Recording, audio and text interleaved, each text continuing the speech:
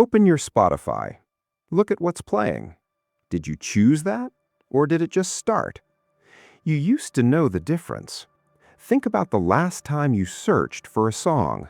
Not an artist Spotify suggested, not a playlist it built for you, an actual search. You typed something because you wanted to hear it. For most people, that moment is harder to remember than it should be, not because the music got worse, because the decision quietly stopped being yours. What Discover Weekly actually does. When Spotify launched Discover Weekly in 2015, it felt like the algorithm finally understood you.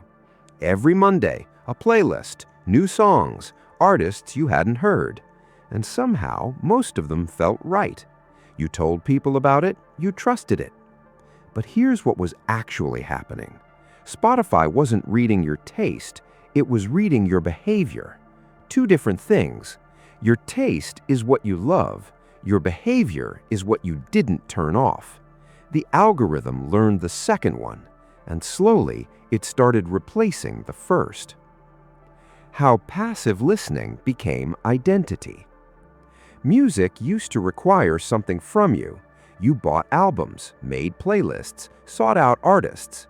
Those choices built something, a relationship with sound that was actually yours. Spotify removed the effort, which felt like a gift, but effort wasn't just friction. It was how you knew what you actually wanted.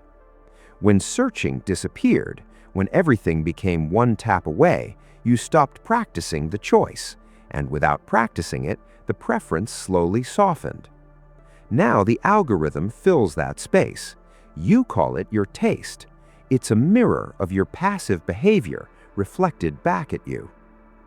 The loop closes. Here's what makes this different from just algorithm bad.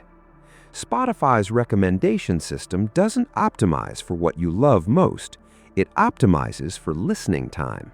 Those feel the same. They aren't.